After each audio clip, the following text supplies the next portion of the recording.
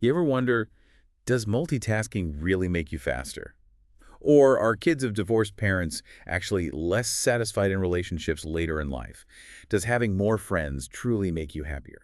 Yeah, these are the kinds of questions that, really spark curiosity, especially in fields like psychology or maybe sociology. We all kind of want to know how things work, especially human behavior. Right, and getting reliable answers to questions like these. Yeah. It isn't as simple as just, trusting your gut or asking a friend. Definitely not. It takes a specific kind of structured approach to get beyond just personal opinion or a story someone told you. So today we're doing a deep dive into the absolute foundation, the real basics Yeah. of how behavioral scientists actually go about finding those reliable answers.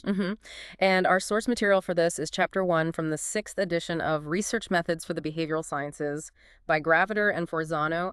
You should think of this chapter as like the starting blocks. It's the essential groundwork that lays out the different ways we can acquire knowledge and introduces the rigorous process that is the scientific method.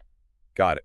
So our mission today, based specifically on this chapter, is pretty clear. We're going to unpack the different ways people try to know things, see why some of them will fall short. Right. Then we'll introduce the scientific method as this structured approach and walk you through the essential steps researchers follow in practice. From the first idea all the way to figuring out what the results mean. Exactly. It's all about understanding the bedrock, the foundation of finding out how we know what we claim to know about human behavior. Okay, let's dive in then. All right. So before we even jump into the scientific method itself, it's actually really helpful to look at the other ways people have traditionally, come to accept something as known or true. Makes sense. See what doesn't work first. Sort of, yeah.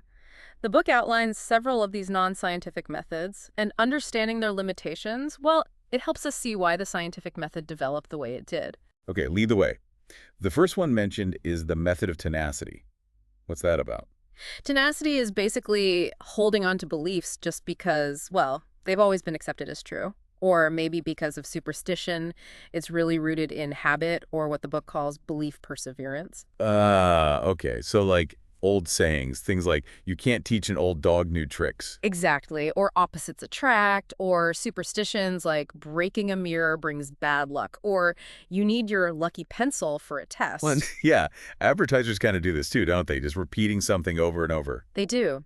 That repetition is aimed at getting you to accept it through familiarity, which is a form of tenacity. But what's the big problem with just holding on to beliefs like that? Well, the main limitation is that the information you get through tenacity can often be completely wrong. Like those examples the book points out that research actually shows old dogs can learn new tricks, and people are often more attracted to similar people, not opposites. Huh. But the biggest issue is that tenacity offers absolutely no way to correct wrong ideas. If everyone just believes something because they always have, contradictory evidence just gets ignored. Okay, so tenacity is basically habit, and it can be inaccurate and stubborn. What comes next? Next up is the method of intuition. This is getting knowledge from a gut feeling, a hunch, without any conscious reasoning behind it. Oh yeah, I think we all use intuition sometimes, that feeling that something's right or wrong. Totally. It's fast, it feels easy, you just know. But there's a catch, I assume. A big one. The fundamental problem is there's no way within intuition itself to tell an accurate hunch from an inaccurate one. My gut feeling might be the opposite of yours, and how do we figure out who's right? You can't, really. There's no objective check. Exactly. No verification possible. It's purely subjective. Okay, the third method then. The method of authority. This sounds more promising, getting information from an expert. And it is, in many ways, it's a huge part of our lives. We learn from teachers, read textbooks, ask doctors for advice. It's often quick and efficient, especially for complex topics. Well, the book lists quite a few limitations here, too, which seem really important for, navigating information overload today. Absolutely critical. First, the expert source might be biased. Think about conflicting experts in a courtroom, each supporting a different side. Right, or just presenting their opinion as fact, like a movie critic. Exactly. Or maybe their expertise is in one area, but they're speaking about something else. The book uses the example of a famous athlete endorsing soup, great athlete, but a nutrition expert. Probably not. Or that Linus Pauling example, the Nobel chemist pushing vitamin C for colds, which wasn't really backed up by broader science. Precisely. And then there's a variant the book calls the method of faith, basically. Unquestioning acceptance of what an authority figure says, whether it's parents, religious leaders, whoever, without any independent verification. That sounds dangerous. Just blind trust. It can be. Plus, as the book notes, sometimes the experts we see, maybe on TV talk shows, don't even have real credentials in the specific area they're discussing. So how do we use authority more wisely then? What does the book suggest? It says you should evaluate the source. Is this person really an expert in this field? Are they likely to be objective? Does the information itself seem reasonable? And crucially, try to get a second opinion from another qualified source if you can. Be skeptical, especially online. Okay, good advice. So tenacity, intuition, authority all have pitfalls. What about the rational method, or rationalism? Rationalism is about seeking answers through logical reasoning. You start with some known facts or assumptions called premises, and you use logic to arrive at a conclusion. The book gives that example about Amy being afraid of dogs. Premise 1. A frightening experience causes fear. Premise 2. Amy fears dogs. Conclusion. Therefore, Amy had a frightening experience. It sounds logical. It sounds logical, and that's the tricky part. The book uses another example to show the flaw. Just because violent contact, say in football, can cause concussions, and someone has a concussion. You can't automatically conclude they got it from violent contact. Exactly. They might have just tripped and hit their head. So the conclusion in rationalism is only guaranteed to be true if your starting premises are absolutely true and your logical steps are perfectly sound. And the book points out people aren't always great at logic. Not always, no. So faulty logic or untrue premises can lead you completely astray, even if it sounds reasonable on the surface. All right, that leaves one more non-scientific method. The empirical method, or empiricism.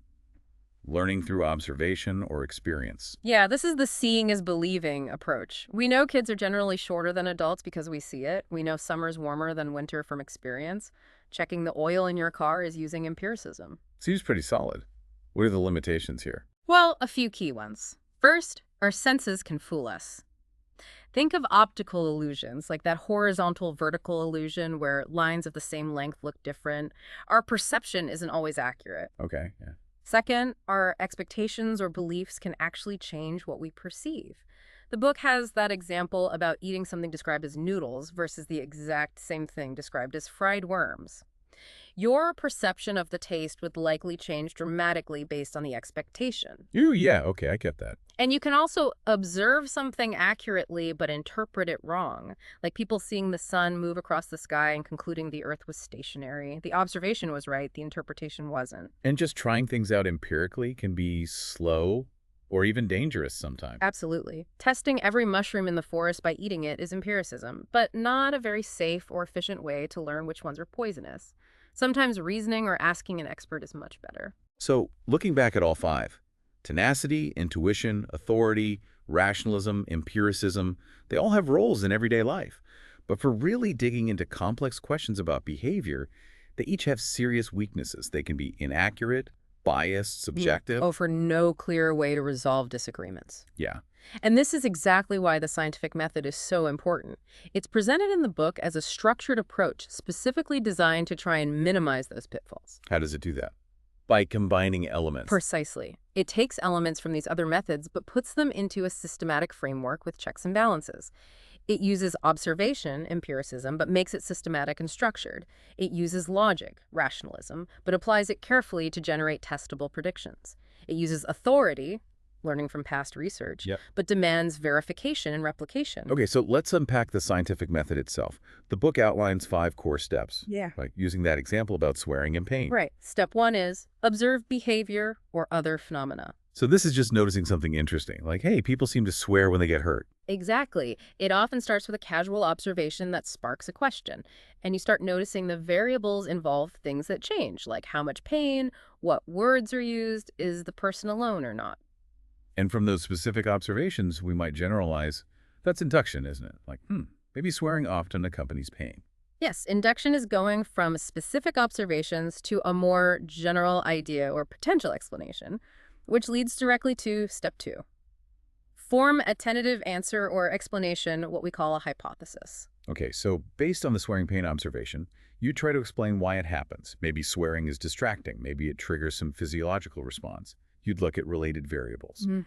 And the book mentions this is often where you'd review the existing research literature to see what's already known. Then you pick one possible explanation to test. For example, a hypothesis could be, swearing actually reduces the perceived intensity of pain. And a hypothesis is just a proposal, right? A tentative statement. Totally tentative. It's a potential answer that describes a relationship between variables, but the key is it needs to be tested. Got it. Which brings us to step 3. Use the hypothesis to generate a testable prediction. Right. This is where you take your general hypothesis and apply it to a specific observable situation. This step uses logic, specifically deduction. You reason from the general statement, the hypothesis, to predict a specific outcome. So if the hypothesis is swearing reduces pain, a specific prediction might be, people who swear will be able to keep their hand in ice water longer than people who don't swear. Exactly like that. That's a concrete prediction you can actually go out and test. And that's the crucial part of this step. The prediction must be testable. You need to be able to observe whether it's correct or incorrect. Makes sense. So step 4 is where you actually do the testing. Evaluate the prediction by making systematic, planned observations. This is the research itself, the data collection phase. It's using the empirical method, but in a very structured, systematic way, not just casually observing. The goal being a fair, unbiased test of that prediction you made. Right. So for the swearing study, they actually did this. They had people put their hand in ice cold water. That's the planned pain stimulus. They measured how long people could tolerate it. And they compared a group allowed to repeat a swear word versus a group repeating a neutral word. And those observations are systematic because they're done under controlled conditions. Exactly. Unlike just casually noticing people swear sometimes when hurt. Okay, so you've done the experiment. You've got your observations, your data. Step 5. Step 5. Use the observations to support, refute, or refine the original hypothesis. Now you compare what you actually observed, the data from step 4, with what you predicted would happen in step 3. And if the results match the prediction, like if the swearing group did keep their hand in the ice water longer, then the observations support the hypothesis. But importantly, as you hinted earlier, it doesn't prove it in some final, absolute sense. Science is always tentative. and if the results don't match, Then something was wrong. Either the original hypothesis was incorrect, or maybe the way you derived the prediction from it was flawed. So you need to revise. And this is key. The process circles back. back to step 2, to form a new hypothesis. Exactly. It's not a linear process. It's a cycle, or maybe better, a spiral. You learn something, which leads to new questions or refined hypotheses, and you go through the steps again. You keep building knowledge. So scientific answers are never really considered final. Not in an absolute sense. They're always open to being challenged or refined by new evidence. The book even mentions that in the swearing study, the effect wasn't the same for everyone, which immediately raises new questions like, does it matter how often you normally swear? And boom, you're back refining your hypothesis or forming a new one. That's a really important aspect.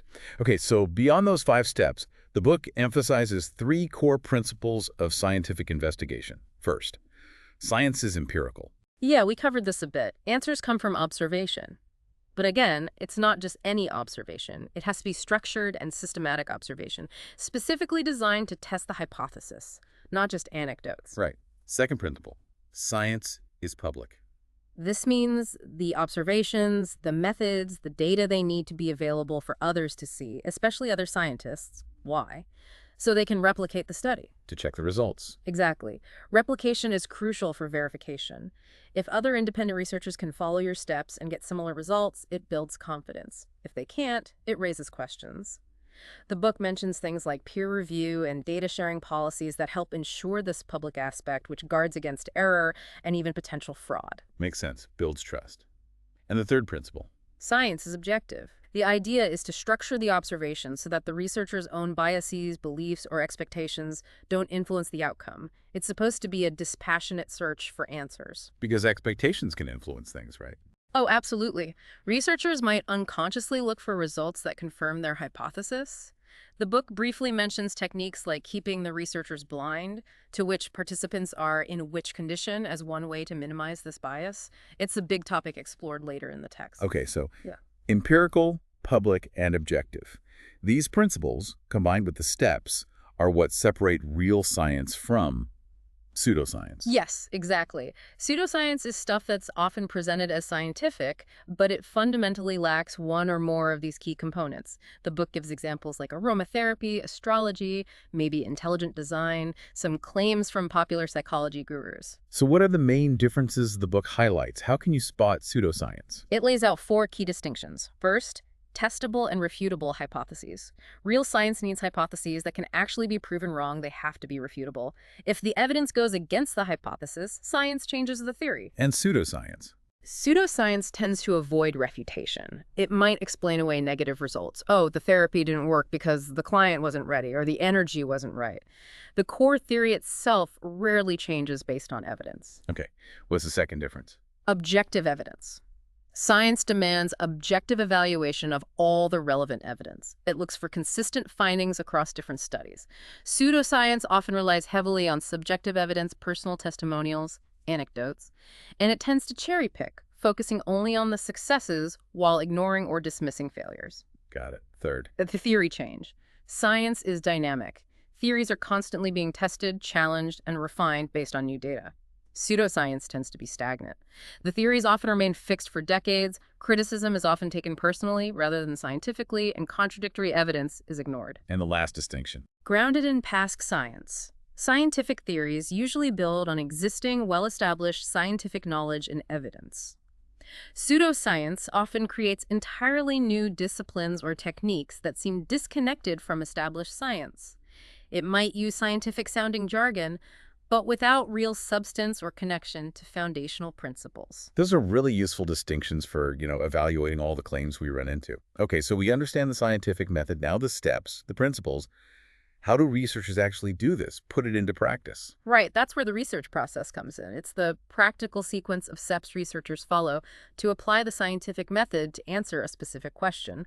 It involves making a whole series of decisions along the way. Before we get to the steps, the book briefly mentions quantitative versus qualitative research. Yeah, just a quick distinction based on the type of data. Quantitative research deals with variables that differ in quantity, size, amount, duration. It usually involves numerical scores and statistical analysis. Think measuring reaction time or counting aggressive behaviors. Measuring how much? Exactly. Qualitative research, on the other hand, looks at variables that differ in quality or category. It often involves non-numerical data like interviews, detailed descriptions, or case studies, focusing on interpretation and understanding experiences. The book notes that the main focus of this text is on quantitative methods. Okay, so let's walk through the 10 steps of the quantitative research process, putting the scientific method into action. Step 1. Find a research idea. This is where it all starts. You pick a general topic that interests you, and then this is crucial. You dive into the existing scientific literature to find an unanswered question. Find a gaffe in what we know. So you're not just reinventing the wheel. Yeah. How do you find those gaps? But the book suggests looking for suggestions for future research in published articles, identifying limitations in past studies that you could address, or maybe seeing what happens if you change some aspect of a previous study, different participants, different setting. The question could be descriptive, like, what are student study habits like? Or about relationships, like, does sugar intake affect kids' activity levels? Okay, find an unanswered question. Step 2. Form a hypothesis. If your question is about a potential relationship between variables, this is where you state your tentative answer. It's your best guess, often based on previous research or a logical argument. Like, for the sugar activity question, your hypothesis might be, increased sugar consumption leads to higher activity levels in children. Step 3. Determine how to define and measure your variables. This sounds really important for making it concrete. Absolutely critical. You need to define exactly how you're going to measure the variables in your hypothesis. These specific procedures are called operational definitions. For the sugar hypothesis, how will you define and measure sugar consumption? Grams, number of sugary drinks. And how will you define and measure activity level? Observations, pedometers, questionnaires. You have to make it observable and measurable. Precisely. This is where the abstract hypothesis becomes a concrete, testable prediction. You also need to think about whether your measures are valid, actually measuring what you think they are, and reliable, giving consistent results. And how you measure might depend on who you're studying. Measuring activity in preschoolers is different than in adults. Makes sense. Step 4. Identify participants or subjects, decide how they will be selected, and plan for their ethical treatment. Right. Who are you studying? Humans Participants or animals, subjects. How many do you need? How will you select them? Randomly from a specific population. How will you recruit them? And, vitally important, how will you ensure their ethical treatment? Ethics is a big part of this step, then. Huge. You have to plan for their safety and well-being. You need to inform human participants about the study and any potential risks so they can give informed consent. You have to consider if payment could be coercive. Ethics might even limit who you can study or what you can ask them to do. And studying vulnerable groups like children requires extra care and oversight. There are formal guidelines and review boards, like IRBs and ICUCs, that oversee this. Okay, lots to consider there. Step 5, select a research strategy. This is about choosing your overall approach. What kind of question are you asking? Are you trying to determine cause and effect? That would suggest an experimental strategy. Or are you just looking to describe variables as they naturally exist? Maybe a descriptive strategy. Or see if two variables are related, a correlational strategy. The book also mentions non-experimental and quasi-experimental strategies. So the strategy depends on the question of what you want to find out. Exactly. And also on ethical considerations and practical constraints. You can't ethically assign people to, say, a high pain condition just to see what happens, even if that fits an experimental strategy. Right. Step 6, select a research design. Okay, so this gets even more specific. Within your chosen strategy, you decide on the particular methods and procedures. For example, if you're doing an experiment, will you compare two different groups of people, A, between subjects' design? Or will you test the same group of people under different conditions, A, within subjects' design? Or maybe study one individual in great depth, a single case design. These are design decisions. Got it. More detailed planning. Step 7, conduct the study. All right, now it's time for action. You actually collect the data. You decide, will it be in a controlled lab environment or out in the real world? A field study. You implement all the decisions you made earlier, manipulating variables if it's an experiment, observing, measuring according to your operational definitions, controlling extraneous factors as much as possible, and recording everything carefully. Step 8, evaluate the data. So you have your raw data, your numbers or observations. Now what? You use statistics to make sense of it. This usually involves organizing the data, maybe creating graphs, calculating descriptive statistics like averages, means, or correlations to summarize the patterns, and then often using inferential statistics. What's that for? That's to help determine if the results you found in your specific sample of participants are likely to generalize to the larger population you're interested in. Is the difference you found likely real, or could it just be due to chance? Statistical methods help you make that judgment. Okay. Step 9, report the results. Science is public, remember, so you need to share what you found. You write a formal report describing exactly what you did, your method, what you found, your results, and how you interpret those findings. There are standard formats for this, like APA style, to make it clear and consistent. Why is reporting so important? 2 main reasons. It adds your findings to the general body of scientific knowledge, and it allows other researchers to scrutinize your work, replicate it, or build on it. And that leads us to the final step. Step 10, refine or reformulate your research idea. It loops back. It absolutely does. Research almost never provides the final, definitive answer. It usually generates more questions. If your results supported your hypothesis, great. Now, you might ask, why does this relationship exist? What's the underlying mechanism? Or how far does this finding generalize? Does it apply to different people, different situations? And if the results didn't support the hypothesis? Then you go back to the drawing board. Maybe your initial hypothesis was wrong. Maybe your method wasn't quite right. You use what you learned to reformulate your ideas, develop new questions, new hypotheses, and potentially start the whole process over again. It's that continuous spiral we talked about. It really drives home that science is a process, not just a collection of facts. It's always evolving, always questioning. Even something like the theory of evolution, which is massively supported, is still refined by new discoveries. Precisely. Scientific understanding is always considered tentative, always open to being improved or even overturned by better evidence. That's its strength, really. Wow. Okay, so just to recap, we've covered a lot of ground here. We started with those everyday questions about behavior. Then explore the different ways people try to answer them: tenacity, intuition, authority, rationalism, empiricism, and saw the limitations of each when aiming for reliable knowledge. Then we unpacked the scientific method itself, its core steps of observing, hypothesizing, predicting, testing, and refining, and its guiding principles of being empirical, public, and objective. We also looked at how to distinguish real science from pseudoscience based on things like testability, evidence, and how theories change. And finally, we walked through the practical, 10-step research process that researchers follow to apply the scientific method, from getting an idea all the way through defining variables, choosing participants and strategies, collecting and evaluating data, reporting results, and then circling back to refine the idea. Yeah, I think we've really dug into the fundamentals laid out in Chapter 1 of Graviter and Forzano's text. It covers that essential groundwork for how research in the behavioral sciences gets done. Definitely. So here's a thought to leave you, our listener, with. As you go about your day and you hear claims about why people do things, or maybe about products or health advice, try to think, which method of acquiring knowledge is being used to back up that claim? Is it just tenacity, someone's gut feeling, an appeal to authority? And knowing what we've discussed today about the scientific method, how might that help you judge how much trust to put in that information?